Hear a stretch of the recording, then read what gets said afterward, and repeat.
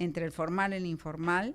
Obviamente hay un abismo en diferencia, dado que el formal tiene licencias, se lleva un tiempo en sanear el terreno, en sacar las licencias, en hacer los proyectos, en tener todos los permisos para poder salir a la venta. La familia no sabe que tiene un regalo, subsidio igual, no se devuelve del Estado de más de 50.000 soles para adquirir su vivienda. La autoconstrucción de la vivienda paga 3 veces más de lo que le costaría una vivienda formal techo propio. Para hacer una habilitación urbana, sea rentable o genere impacto, debe ser mínimo 50 hectáreas.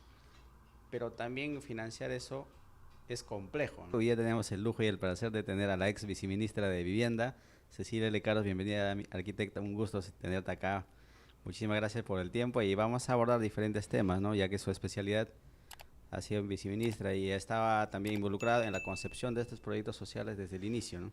Arquitecta, para empezar, coméntenos un poco acerca de usted, ¿no? De la larga trayectoria ya que tiene ya, para la gente que no te conoce, porque entiendo que te hemos visto en la televisión. Muchos jóvenes que no consumen la televisión, pero sí están en las redes, ¿no?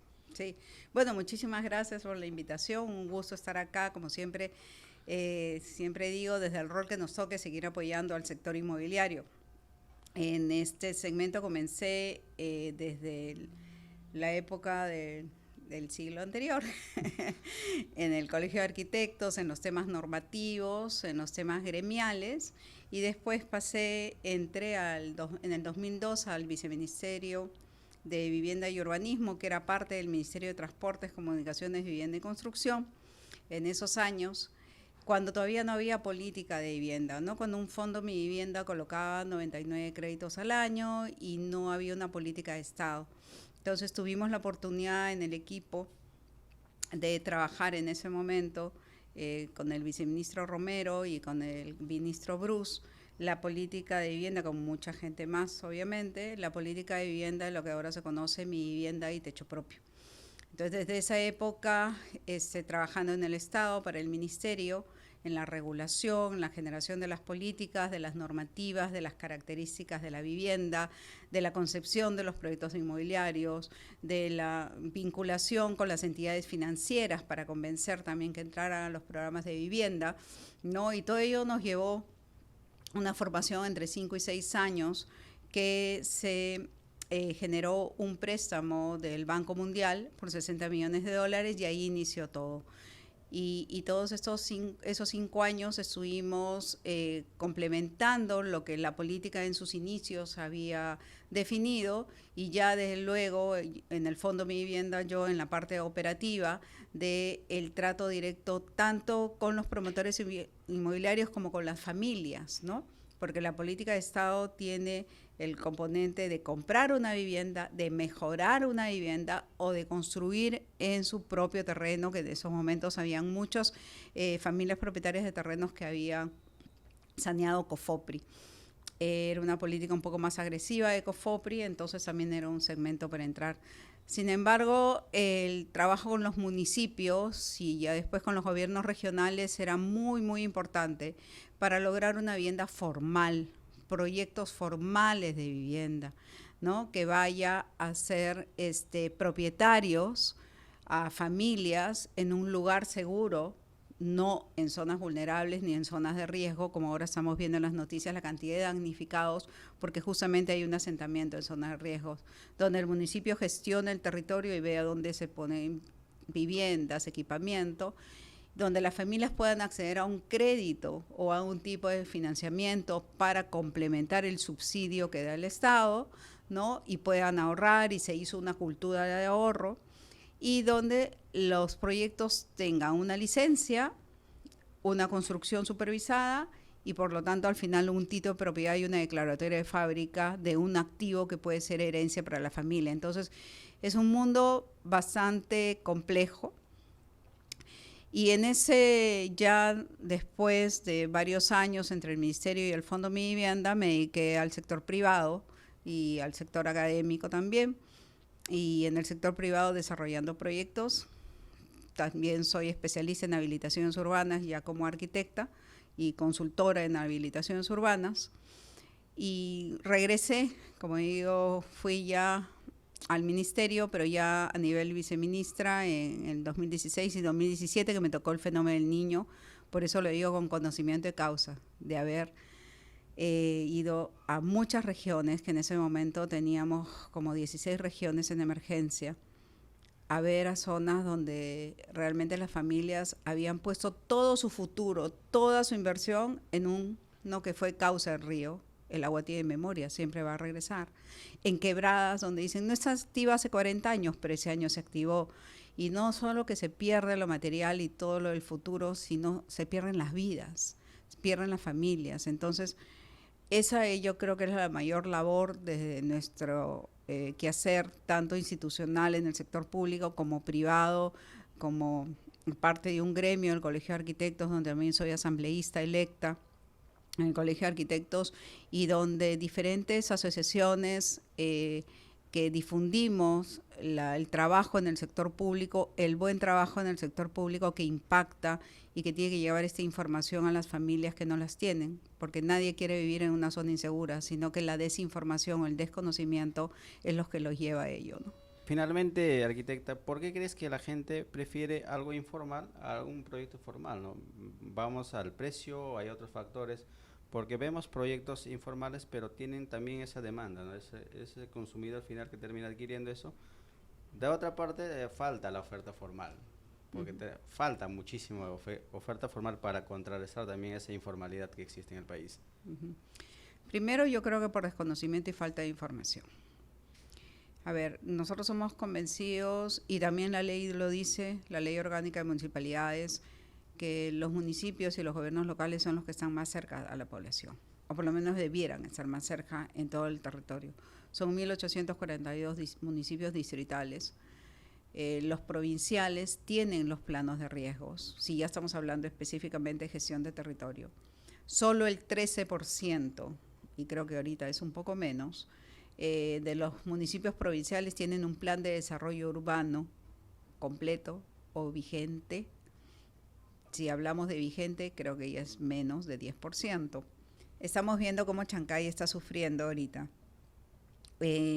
un resultado de la planificación o de la falta de planificación, porque la planificación lo que hace en un plan de desarrollo urbano es tener una cartera de proyectos de inversión pública, y esas carteras tienen una prioridad, y la cartera pasa justamente por temas de vivienda, equipamiento, de salud, de educación, vías de comunicación, accesos, zonas de protección ambiental, zonas de recreación, y todo ello tiene una cartera de proyectos de inversión pública y también cartera de proyectos para obras por impuestos o inversión privada. Entonces, esa priorización pasa justamente por los informes que se hacen de estados, de cómo está la infraestructura, de qué se necesita para expansión urbana, formal. Entonces, ese es como un gerente que tiene un espacio del Perú, un espacio del territorio, y tiene que gestionar, como si gestiona una empresa, al personal, a los insumos, a la producción. Tengo que gestionar cómo se protegen el recurso agua, cómo se protege el recurso suelo para cultivos, a dónde se da la expansión para viviendas, a dónde se da una expansión industrial, como el megaproyecto de Chancay, como otros proyectos que tenemos al norte. Entonces, que eso va a generar una dinámica demográfica de población, ¿no? Y de traslado de población. Y esa gente necesita vivir, necesita comprar o necesita alquilar, que es un componente que últimamente se está dando con mayor demanda, el tema del alquiler. Las familias jóvenes ya no piensan tanto en comprar, sino en alquilar, porque no saben dónde va a terminar trabajando o si van a migrar de una ciudad a otra. Entonces, toda esa dinámica de la población, que en el 2002 era un tipo de población peruana, ahora en el 2024 es otro tipo de población peruana con otra dinámica. Entonces, la política habitacional, la política de estado de vivienda, tiene que tener esa evolución y esa adecuación también a cómo va la dinámica demográfica, la dinámica de la población, los grupos etarios, la proyección de tener hijos, la proyección de casarse o de convivir. Todos esos cambios tiene que verse reflejado en un abanico mayor de productos y de oportunidades para el acceso a la vivienda. En ese momento creemos que la gran barrera es entre el formal y el informal. Obviamente hay un abismo en diferencia, dado que el formal tiene licencias, se lleva un tiempo en sanear el terreno, en sacar las licencias, en hacer los proyectos, en tener todos los permisos para poder salir a la venta. El informal adquiere el terreno o lo ocupa y sale a la venta. Entonces, la dinámica que tienen ellos es mucho más rápida. La dinámica de llegada que tienen también a la población es mucho más directa, ¿no? Entonces, la información, la oportunidad de la información, no estamos en el momento de la toma de decisiones de las familias. La vivienda formal debiera tener mayor alcance, pero el proceso de mínimo 2 años, si no es más, para poder sacar un proyecto de vivienda formal, conlleva a que esta información no sea mucho más difundida y tampoco sean mayoritariamente los proyectos formales a nivel nacional. ¿Qué se debe también a la demora en los tiempos para poder hacer una habilitación urbana? Estamos hablando de 2 años prácticamente, en la cual un desarrollador mediano no va a soportar porque no tiene la espalda financiera como las grandes empresas desarrolladoras que hay en el país. Finalmente terminan vendiendo proyectos informales. ¿Cómo contrarrestar esto para que la vivienda formal llegue a más gente, ¿no? A más gente que está buscando una propiedad y por no encontrar, como le comentaba antes, una vivienda formal al alcance de ellos, optan por comprar proyectos? Estamos viendo en el norte, en Huaral, justamente ayer volvíamos de Huaral, solamente salir de Huaral hasta el Serpentino nos ha tomado 3 horas, ¿no? Y era un tráfico interminable. Llegamos a la medianoche, salimos a las 6 de la tarde, llegamos a la medianoche a Lima y vimos, si esto está así antes que el puerto entre en operatividad al 100%, me imagino cómo va a ser cuando el puerto esté funcionando al 100%. Y estamos a 60, 70 kilómetros nada más. Claro. O sea, si nos vamos hacia el sur, 60 kilómetros, lo hacemos en 1 hora y cuarto, a más tardar. Entonces, sí hay una diferencia. ¿Qué debería darse para mejorar?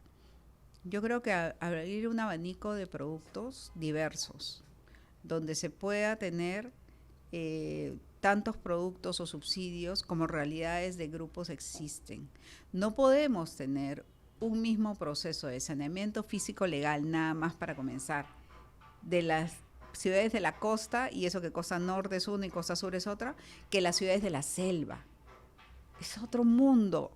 No podemos pretender, si bien hay que trabajar con registros públicos, que un catastro del municipio de Magdalena tenga símil con un catastro del municipio de Soritor en Moyobamba. No podemos pretender también que para hacer el saneamiento físico legal el municipio te vise un plano que en Lima lo pueden hacer en 10 días y allá se van a demorar meses en Soritor. Entonces, los procesos de saneamiento físico legal de los terrenos son muy importantes. Segundo, los procesos de factibilidad de servicio. Sabemos que de las 49 EPS registradas están el 80% intervenidas por OTAS y no intervienen más porque no tienen presupuesto para todo, porque de verdad creo que el 90% deberían estar intervenidas. Entonces, las EPS están pasando por un momento muy complejo, lo cual a través de un reglamento del decreto legislativo 1280 se ha tenido que definir que no pueden denegar una factibilidad de servicio, sino puede salir condicionado o no condicionado. Una factibilidad de servicio ahorita, en ese momento, limpia y decir te doy servicios en el terreno es prácticamente imposible. Entonces, el condicionada es que al promotor inmobiliario realice los trabajos del pozo, del apetar.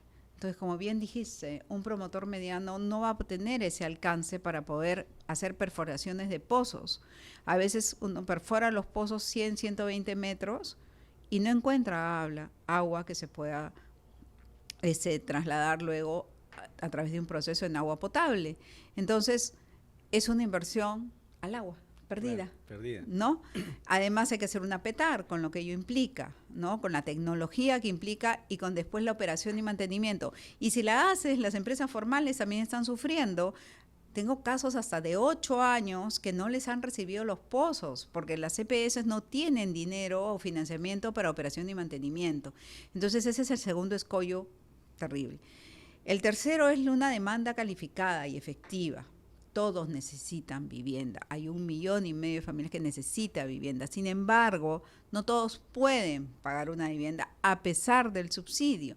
Entonces, si todos los subsidios pasan por ahorro o crédito, debería tener un tipo de subsidio prioritario, que en ese momento la norma lo permite, pero que no es efectivo porque justamente el proceso de ser calificada una familia por el SISFO, este sistema que tiene el MIDIS, es tan engorroso y pasa a través de los municipios para que registren una familia que es prácticamente imposible hacer ese tipo de proyectos. Y esos sí son los que van a la base de la pirámide.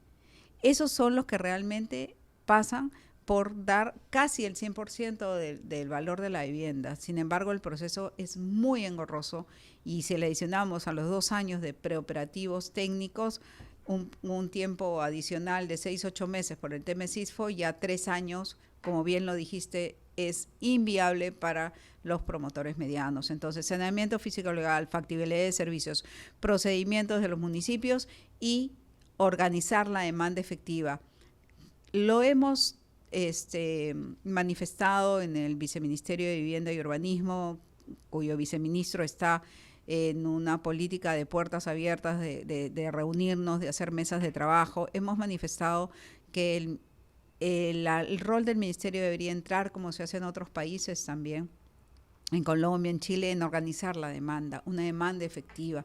Entonces, eso sería un cambio, porque si digo que en Arequipa, en Cerro Colorado, tengo tanta demanda efectiva de familias aquí calificadas por las entidades financieras para los proyectos Mi Vivienda, entonces un promotor inmobiliario, ok, yo puedo hacer vivienda en altura, tantos departamentos porque tengo una demanda efectiva que el ministerio o el Fondo Mi Vivienda o el municipio me está ayudando a calificar.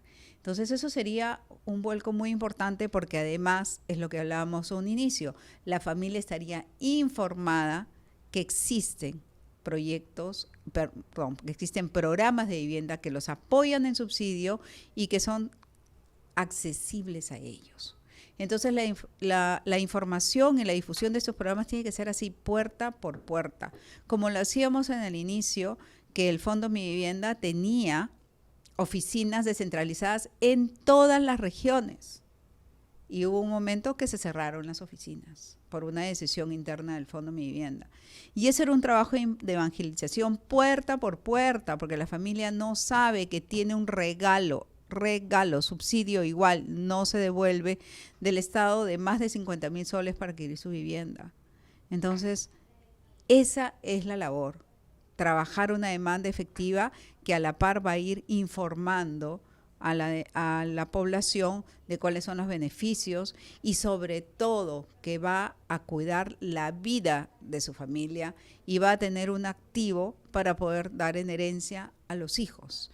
Y eso también es algo que yo creo, estoy convencida, he caminado por muchos lugares del país, que las familias no tienen en el momento de la toma de decisión la información, porque si no nadie va a querer el mal para su familia, es al contrario, ¿no? Pero poner toda su inversión. Además hay un dato muy importante y tú has mencionado a GRADE.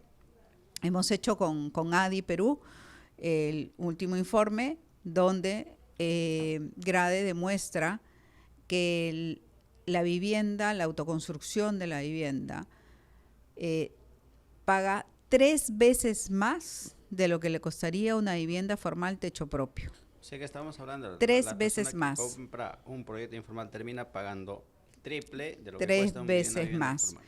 Y no solo es el costo, es el tiempo. Una vivienda formal de techo propio le puede costar 60,000 soles. 60,000 soles.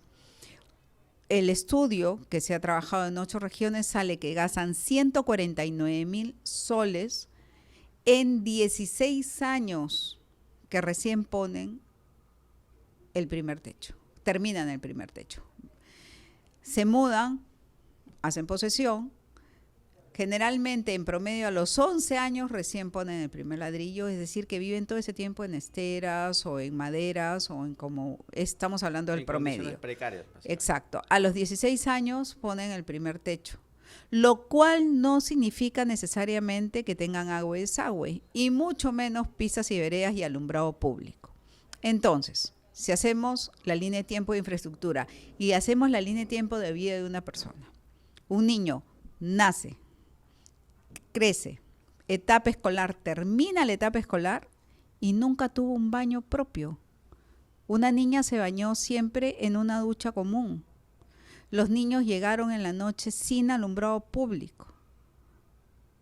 ¿Te imaginas todos esos casos de inseguridad que pasan esos niños al tener esa precariedad en la vivienda y en su zona de donde vive con la familia?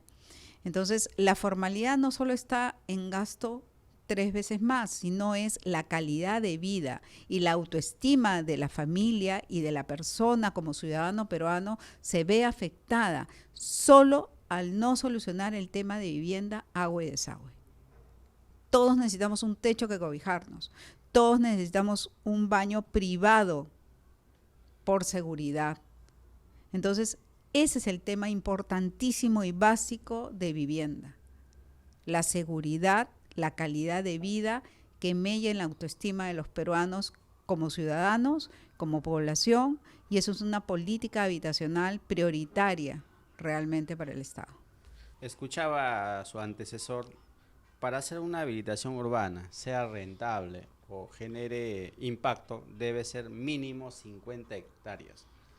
Pero también financiar eso es complejo, ¿no? Desde ya conocemos algunos urbanizadores que son principales, básicamente son 3, 4, no se abastecen tampoco en brindar esa calidad de vida, esa calidad de vivienda que necesitan, ¿no? Tampoco. Pero ¿qué más se puede hacer desde el gobierno o desde la parte privada, desde los gremios, para mejorar esa situación? Bueno, desde los gremios inmobiliarios, desde el Colegio de Arquitectos del Decanato Nacional y desde asociaciones privadas, lo que estamos haciendo es colaborar, cooperar, opinar sobre la normativa que ha emitido el Ministerio de Vivienda para la calidad de las viviendas que se van a dar, la actualización de la normativa y los mecanismos de financiamiento de acceso al crédito. Uno de los temas importantes que se ha tocado es que no todos los créditos tienen por qué ser hipotecarios, ¿no? Del total de subsidios que se emitió el año pasado, solo el 4% tuvieron el componente crédito. Entonces algo está pasando con el componente C y el mecanismo de llegada. No, los bancos están dirigidos más al producto Mi Vivienda. Las cajas municipales y las entidades financieras debería dársele un poco más de flexibilidad para que puedan llegar a mayor población y además tener mecanismos de créditos que no necesariamente sean hipotecarios, sino que sean préstamos con otras garantías o préstamos personales o préstamos de acuerdo a su historial crediticio de la familia o de los componentes de la familia para que puedan acceder a una vivienda. Es mucho más costoso y triste que el Estado, por no generar en este momento que la política lo necesita, esos productos adicionales, no atiende a esa familia que se va a la informalidad. Pasados los años, la va a atender igual, pero como damnificado, con deudos, con mayor inversión y con ya una huella imborrable en esa familia, ¿no? Por calidad de vida o por dolor de pérdida de familiares. Entonces, la política habitacional va más allá de ladrillo, fierro y cemento. La política habitacional con la vivienda, agua, saneamiento, pistas, veredas, servicios y sobre todo seguridad y no estar expuestos a la vulnerabilidad, realmente es una política prioritaria.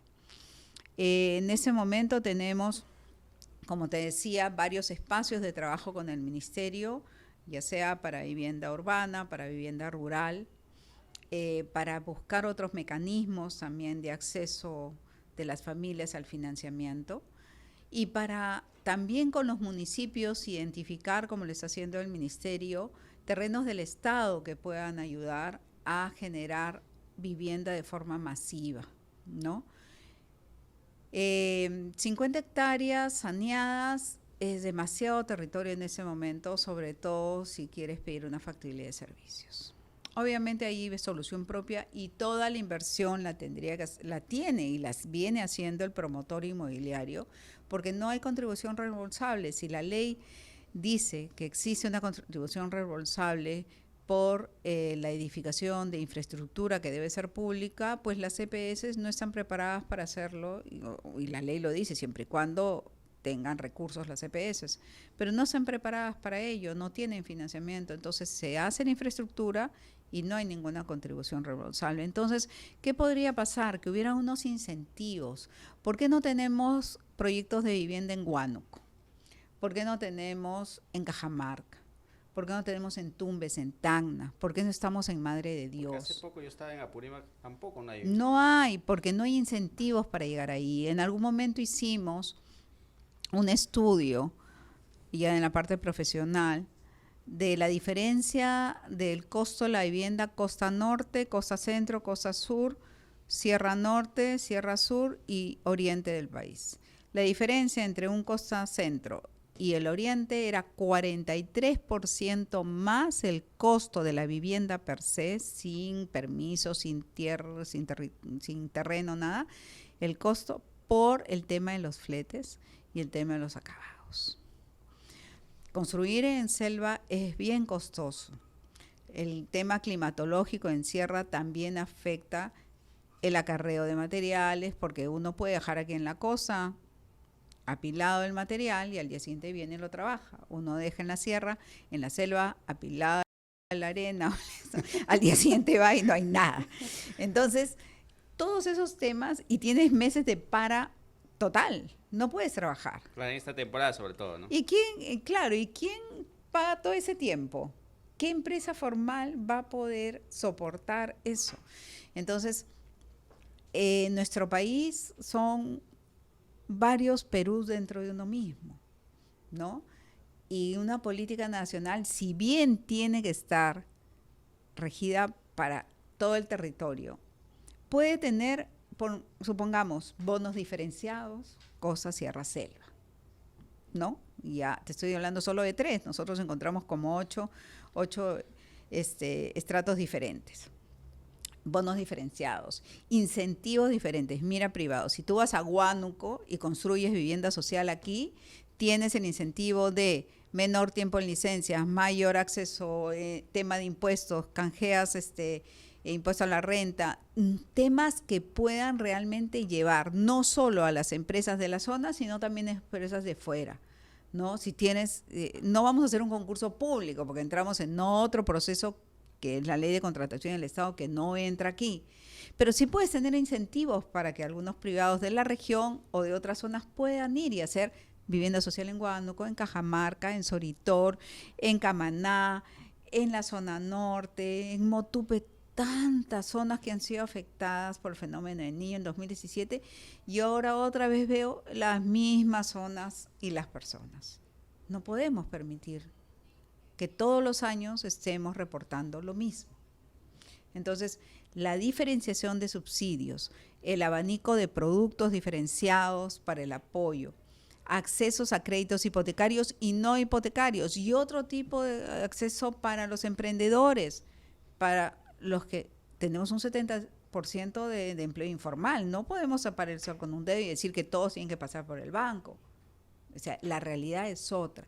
Y también tenemos una gran cantidad de población que ha hecho vivienda progresiva, que es la que te decía de los 16 años y los 11 años. Entonces, a repensar un poquito, yo creo que el ministerio en ese momento lo está haciendo, solo que yo estaba dentro y de verdad siempre falta manos para todo, porque además uno tiene que estar de bombero ahí y ahora más que nunca con los huaicos y que es un momento siempre bastante complejo del año, porque la pérdida de una vivienda es como si te arrancaran algo de tu ser, entonces, porque es tu hogar, ¿no? Más que la construcción de su hogar, Son ¿dónde las cobijas? inversiones de su vida. ¿Y Muchas dónde veces. cobijas a la familia? ¿Dónde estudian? ¿Dónde se desarrollan? Todo. Entonces, la política habitacional es prioritaria, pero una política habitacional formal. No podemos hacer lotes tizados para entregar a la gente. Eso no es una política habitacional sostenible para la familia y sostenible para el territorio. Porque si esas personas no tienen agua, van a acarrear agua que no sea potable, van a generar todo este comercio informal de agua que no es saludable del todo a través de esta compra de agua que es carísima para las personas que menos tienen. Vamos a seguir viendo como nuestros cerros en Lima, el otro día estaba en Villa María del Triunfo, en la parte de atrás, y realmente uno ve y dice, estas condiciones de vida no le debería tener ningún peruano. No es justo. No es justo, porque ves como un niño carga su balde y en pendiente se resbala, se cae el balde, y no solo es que se hace daño, sino que ¿y ahora qué llevo a mi casa? Porque le dieron un dinero para comprar ese balde de agua y las condiciones del camino no le dieron para llegar a su casa. Entonces, esos detalles parecen mínimos, pero son profundos cuando son diarios, persistentes y constantes en la vida de un ciudadano peruano. Y un niño no puede crecer de esa forma, porque al final tiene un resentimiento justamente porque, ¿qué pasó conmigo? ¿No? Ahí tenemos que llegar, a ese detalle tenemos que llegar. Muchas veces comentamos que las personas llegan primero, lo tizan, lo deforman a la tierra y después llega el Estado. ¿Por qué no podría ser al revés? Primero llega el Estado, lo sanea, lo formaliza, lo dota de los servicios y después llega la gente. Porque esa planificación la tienen que hacer los municipios. Porque ni en Lima tampoco tenemos y el no plan lo de están desarrollo. haciendo. No lo están haciendo. Porque Ley Orgánica de Municipalidades les dio la potestad como función exclusiva y específica de las municipalidades hacer los planes. Ahora último, el Tribunal Constitucional ha declarado inconstitucional artículos del decreto supremo que emitió el Ministerio de Vivienda, porque dice que va en contra de sus funciones. Perfecto, retiremos eso de las normas del Ministerio de Vivienda. Ok, ¿qué hace el municipio ahora? ¿Qué hace el municipio? Entonces, las municipalidades llevan ya muchos años de una rotación increíble de funcionarios. Uno va, hace capacitaciones a los funcionarios de las gerencias de desarrollo urbano, va a los 3 meses y el señor ya no está. Y está alguien, y desde el Colegio de Arquitectos también estamos viendo eso, que no tiene el título profesional, que no tiene una colegiatura. Básicamente o sea, ¿cómo voy políticos. Claro, ¿cómo voy a dar que gestione el territorio a alguien que no tiene experiencia? Entonces ahí se ha hecho una propuesta y el ministerio lo está haciendo en hacer primero como un serum de los médicos para los estudiantes que están terminando las carreras afines, que vayan a hacer trabajo de campo, que vayan a hacer sus horas como parte de su profesionalización en campo.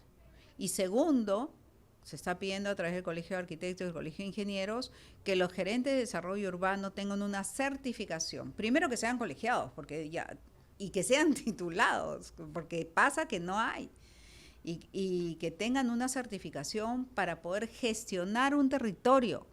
Es como que un director de un hospital nunca haya entrado a una operación, o que no sepa poner, la jefa del cuerpo de enfermeras no sepa poner una inyección. ¿Cómo le damos que gestione nuestro territorio a alguien que no tiene experiencia? Yo también he sido joven, he comenzado desde el primer día amarrando expedientes en los municipios, porque no era digital en mi época.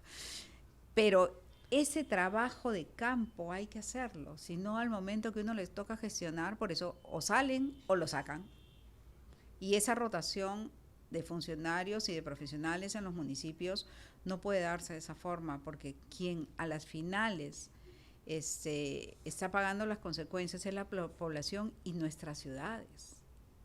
Las ciudades del 2002, cuando comenzamos la política de vivienda, eran distintas.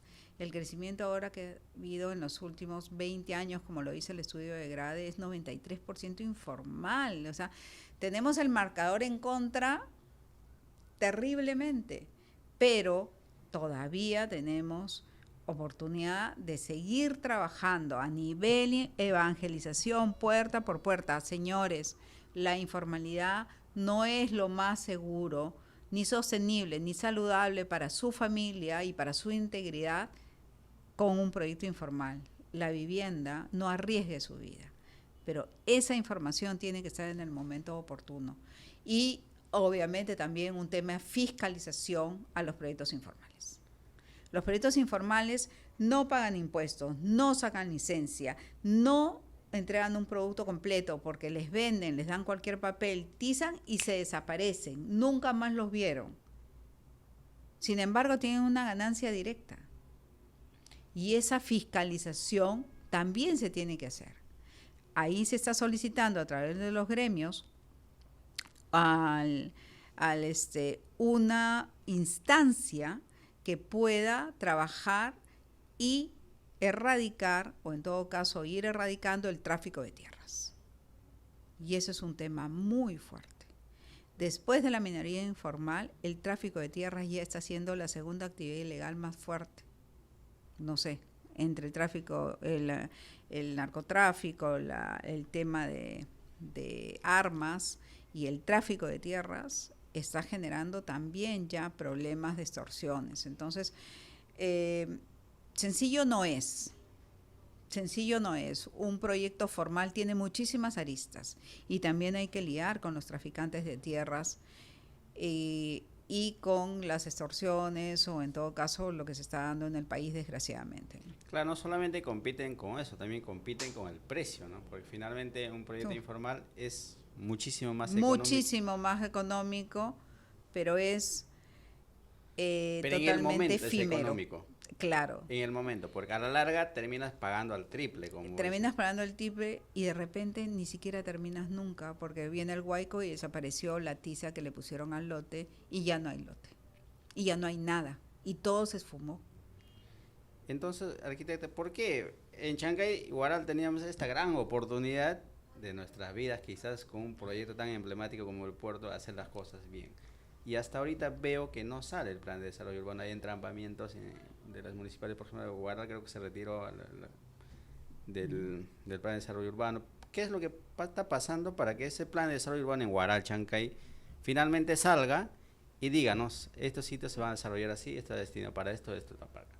Porque hay desarrolladores que están desarrollando proyectos, no sabemos cómo lo van a sostener en el tiempo. Exacto. Bueno, ahí hay un tema, un entrampamiento en el tema justamente de lo que ha pasado el fin de semana en las vías. El puente. Que es el trazo que ha propuesto el Ministerio de Transportes para, como es un plan concertado con todos los sectores, el trazo que ha propuesto el Ministerio de Transportes para la vía justamente de transporte de carga.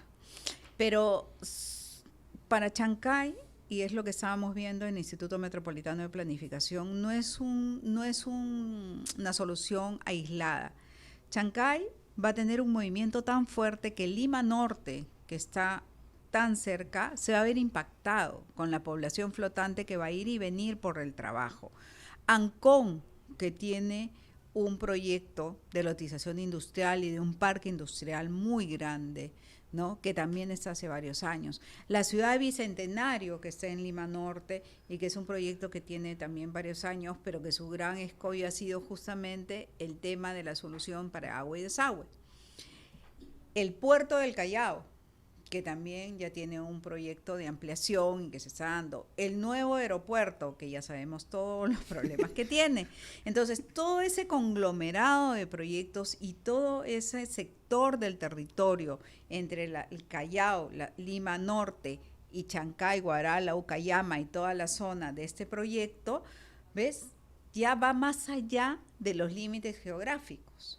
Es ya de envergadura nacional, pero justamente los tres niveles de gobierno, el gobierno central, el gobierno regional y el gobierno municipal, tiene que conciliar.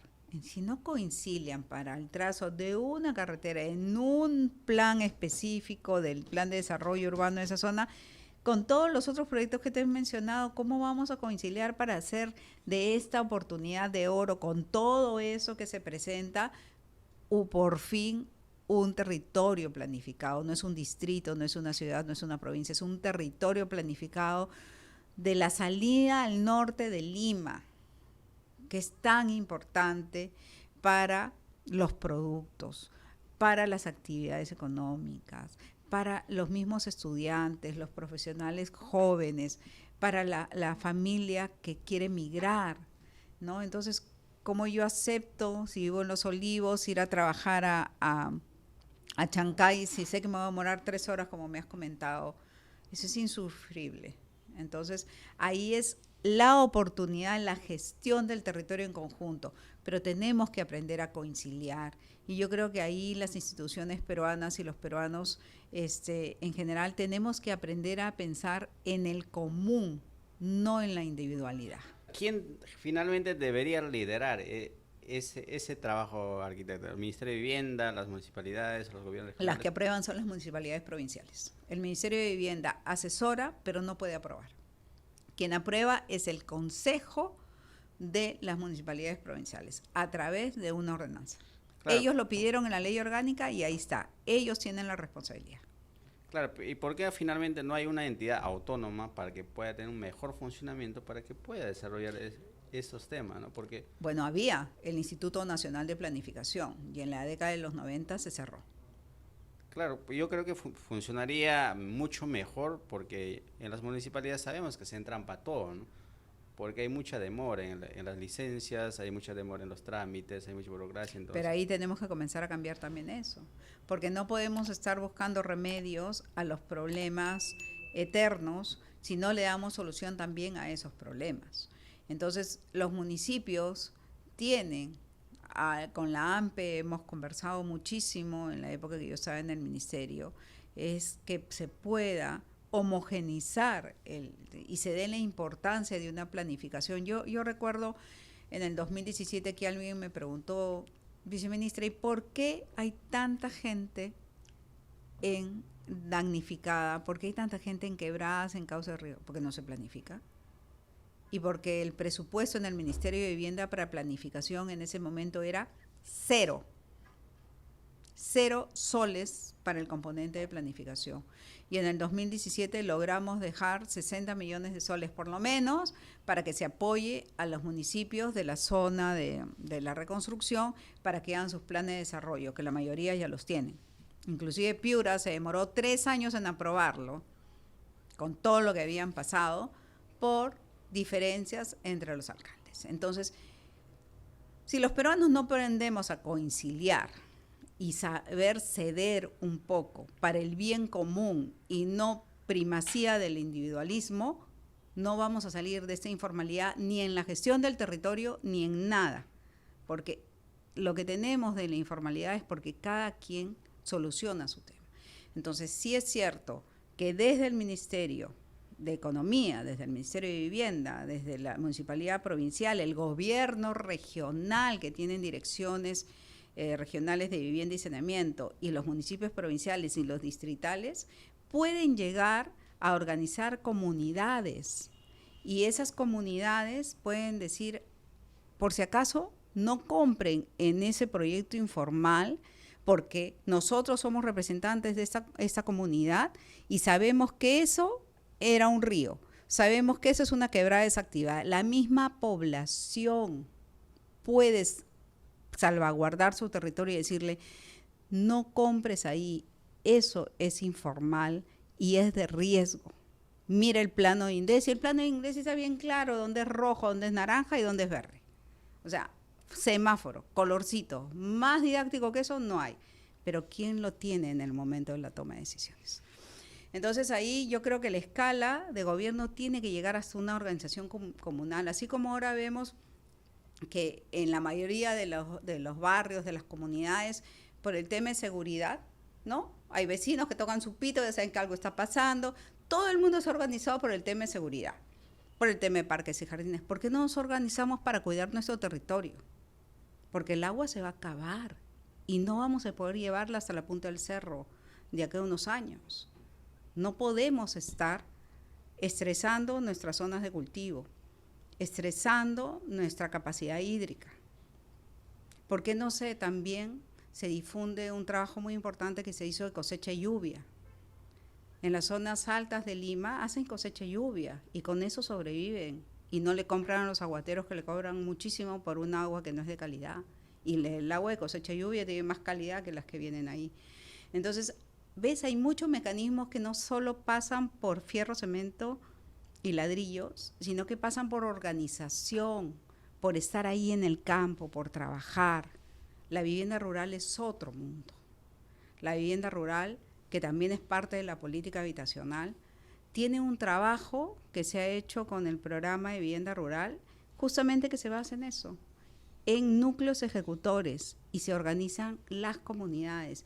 Y un representante de la comunidad está en el núcleo ejecutor y chequea hasta el último centavo del presupuesto. Y un representante de la comunidad que lo han elegido ellos. Y también están los ingenieros y también hay administradores y hay sociólogos y todos trabajan en conjuntos como en asamblea y hacen su reporte y sus estados de cuenta para la población. ¿Cuántas viviendas rurales se han podido hacer así en los últimos años? Claro, ese es un tema que está tan lejos de las cámaras que no es visible, pero se debería hacer mucho más. Claro, también tenemos una zona rural muy dispersa, no se hacen conglomerados, pero por lo menos está llegando a hacer un cambio de vida a través de núcleos ejecutores y organización comunal.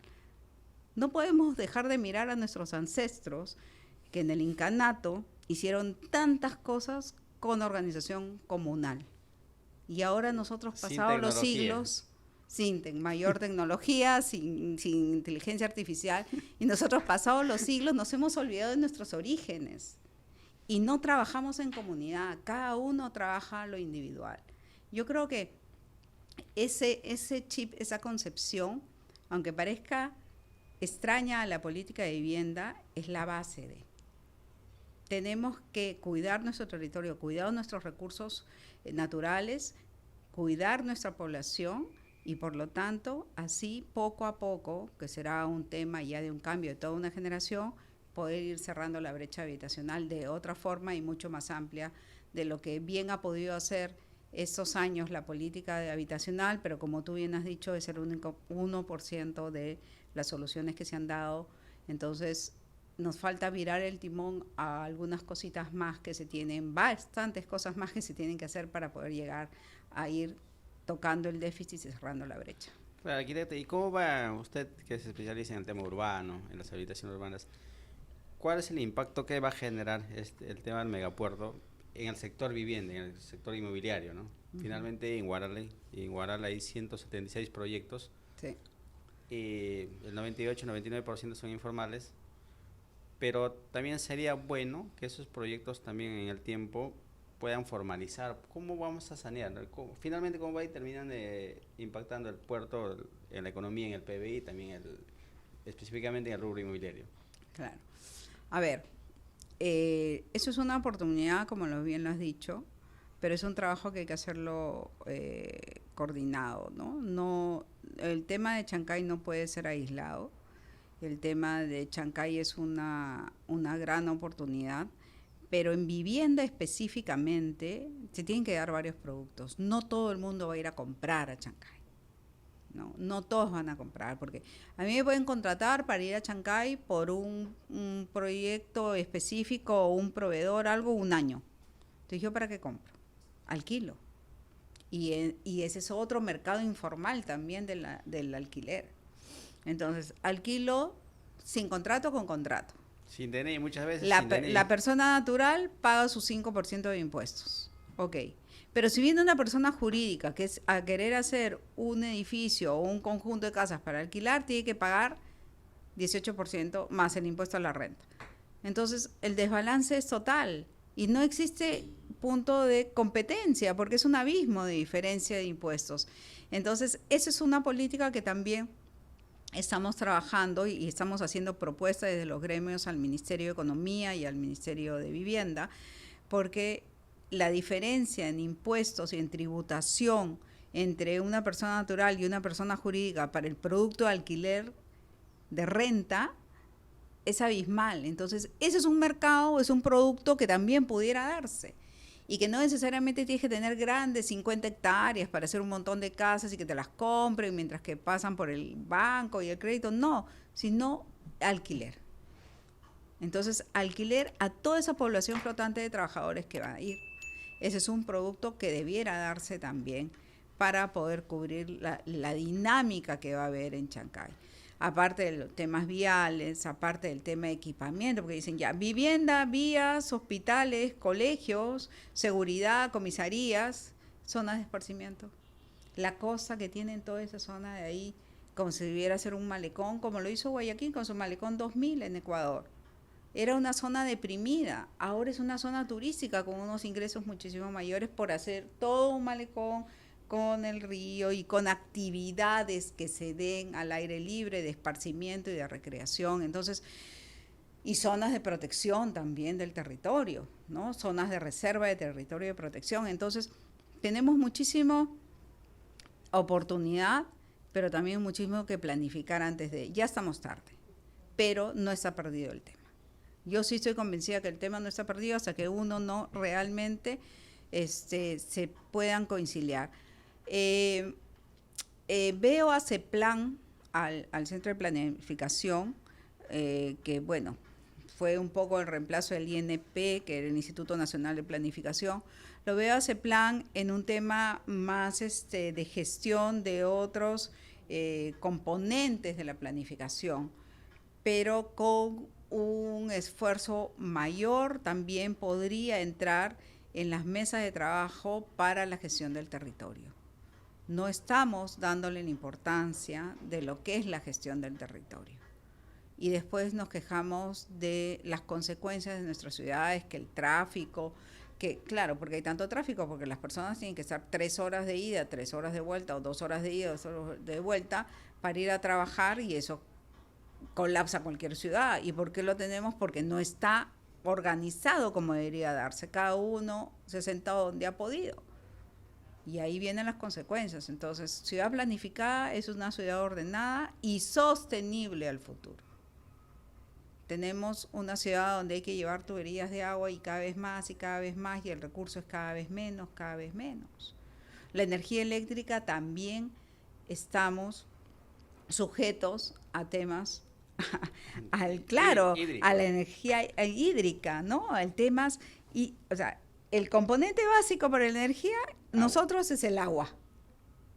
Entonces, no podemos estar agotando nuestros recursos por una falta de planificación. La expansión desmedida hace que los recursos no sean utilizados en la mejor medida. Entonces, toda esta dinámica que vemos, que se venden muchos departamentos, que se construyen muchos edificios, tiene un límite en la medida que tengamos el territorio organizado para ver dónde se hace, que tengamos el equipamiento de infraestructura vial, salud, educación para soportar a la población que va a llegar a esos edificios, y en provincias para las zonas de expansión que se tienen que hacer, ¿no? En provincias todavía el tema multifamiliar no está muy difundido, son pocas las regiones que los tienen. Es más, siempre el peruano quiere su casita con su terreno para poder construir, porque somos autoconstructores de naturaleza, pero tenemos que hacerlo con una guía técnica, tenemos que hacerlo en zonas seguras. Entonces, y arquitecta, ¿cómo ve el panorama inmobiliario en estos tiempos que ya se vienen? Estamos a puertas de etapa electoral. ¿Cómo va a evolucionar el tema inmobiliario, ¿no? Por ejemplo, sabemos que muchos dicen que el primer semestre del otro año, o de este año quizás, va a ser más tranquilo, va a crecer, pero el segundo semestre ya va a entrar en el panorama político y se va a contraer. ¿Concuerda con eso? Bueno, como todas las actividades económicas, el sector inmobiliario es cíclico y depende también de los factores políticos, siempre. Se ve afectado porque hay fondos de inversión, las entidades financieras que apuestan más o mayor medida de acuerdo a cómo se va dando el ámbito político, ¿no? Sobre todo de elecciones. No es ajeno el sector inmobiliario a los cambios que hay cuando se está en época preelectoral. ¿no? Si bien hemos cerrado el 2024 y hemos iniciado el 2025 con buenas ventas, ¿no? En el sector inmobiliario, siempre estamos concentrados en Lima Moderna, en Lima Top, en Lima Balnearios del Sur, estamos concentrados en Arequipa, en Trujillo, en Chiclayo, en Piura, ¿no? Estamos concentrados de repente en un Huancayo que está incipiente, pero va mejorando, ¿no? En un Cusco que tiene otra dinámica totalmente distinta, y en un Tacna que ahí está mejorando por el tema de factibilidades y mejores proyectos, por la demanda también que existe pasando la frontera, pero siempre es cíclico, porque depende mucho de inversión privada y de inversión de fondos de inversión que tienen sus capitales en el extranjero. Entonces, cuando uno ve riesgo país, cuando uno ve los indicadores de riesgo país, cuando uno ve la cantidad de candidatos que tenemos inscritos y que uno tiene idea también desde si lo ve de afuera de cuál va a ser la tendencia del país en la toma de decisiones a nivel económico. Bueno, estamos ahora con un nuevo ministro de Economía que ya ha tenido una primera reunión de gremios, lo cual, como dice, puertas abiertas a la inversión privada, porque la inversión privada es la que mueve el país día a día. La inversión pública puede subir y los indicadores, justamente por su labor en proinversión, han mejorado muchísimo de la inversión pública. Pero la inversión privada es la que mueve el país y es la que genera todo este movimiento que tenemos, pero los crecimientos tienen que ser mayores, ¿no? El crecimiento a 5, 6, 7% nos tenía mucho más tranquilos. Tenemos un BCR que, a Dios gracias, está manteniendo un tema de estabilidad, pero la coyuntura electoral sí va a golpear como a todas las actividades, ¿no? Entonces, que reaccione el tipo de cambio a coyunturas del exterior y a coyunturas internas también, de decisiones que se vayan tomando para la segunda vuelta o de los candidatos y lo que digan los candidatos, entonces va contrayendo o va resintiendo el mercado económico de capitales, que implica, de todas maneras afecta al sector inmobiliario también. Desde el lado de la Asociación de Empresas Inmobiliarias, desde ADI, ¿cuáles son los factores principales que están trabajando en este momento? ¿Cuáles son los planes a futuro como gremio, como una organización? Sí, bueno, lo que nosotros estamos es seguir aportando con los estudios. Tenemos el estudio del crecimiento de los últimos 20 años de las ciudades al 23% y el estudio de que se mueven 25.000 millones al año, 25.000 millones al año se mueven en el tema de autoconstrucción. Y eso debería ser capitales hacia la formalidad. Eso es un aporte que ha tenido ADI en este último año 2024. Entonces, la tendencia de los estudios y de la investigación para aportar cifras a la realidad del sector inmobiliario es un tema. El segundo tema es también el apoyo para generar los mecanismos de acceso a los mecanismos financieros. No podemos tener un solo canal porque ya la mayoría de los peruanos no calzan en esa única ruta que es el crédito hipotecario. No todos calzan ahí. Entonces tenemos que tener otros mecanismos de garantía, diferentes mecanismos de financiamiento para que las familias puedan acceder. Segundo, también, o tercero, ya vendría a ser en lo que hacen los inmobiliarios, en generar nuevos productos como vivienda en renta, ¿no? Que la renta de la vivienda pueda darse en iguales condiciones de tributación, que es lo que estamos yendo también a ver con el Ministerio de Economía, que hemos solicitado una mesa ejecutiva al Ministerio de Economía, que tienen varios sectores, para lo que es vivienda, agua y saneamiento, porque, repito, es primordial esta política habitacional, pero también es primordial que estos desbalances que existen tributarios entre una persona natural y persona jurídica para un producto en recta pueden ser mucho más equilibrados, ¿no? Y seguimos también con lo que es el tema de difusión, que estamos haciendo estos estudios que hemos hecho a nivel de los alumnos de las universidades, a nivel de los alumnos de los posgrados, porque ellos, los alumnos de las universidades de último año de arquitectura e ingeniería, que hemos hecho varias charlas, ellos van a salir a campo a trabajar y muchos de sus clientes van a ser del sector informal. Entonces tenemos que ayudarlos a identificar cuáles son las zonas donde no se pueden trabajar y las zonas donde se tiene que apoyar con otro tipo de guía técnica y las zonas donde llevar todos estos productos a proyectos formales. Entonces, a nivel investigación, a nivel producto y financiero y a nivel academia y alumnos de universidades que están y técnicos, porque queremos también entrar a nivel técnico, decirles el camino de la formalidad a la larga es mucho más sostenible, comprometido con el país y con el planeta, porque no dejemos de pensar siempre en nuestros recursos, y es el único camino que debemos llevar a la población al momento de elegir su solución habitacional. Muchísimas gracias, arquitecto. Ha sido un placer y un gusto haber conversado diferentes temas coyunturales del tema inmobiliario. Espero que no sea la última y esperamos conversar en otro momento, de repente quizás de otros temas. Muchísimas gracias, arquitecto, por el tiempo y por la diferencia. Este ha sido otro episodio más de nuestro podcast Foco Inmobiliario, así que síganos, doctor. No sé si nos puede dejar sus redes sociales o del gremio para que lo puedan seguir. Sí, ahora lo dejo para que lo pongan en pantalla y con gusto compartimos información, con gusto podemos generar comentarios, siempre propositivos desde el rol que nos toque desempeñar para el sector inmobiliario. Muchísimas gracias.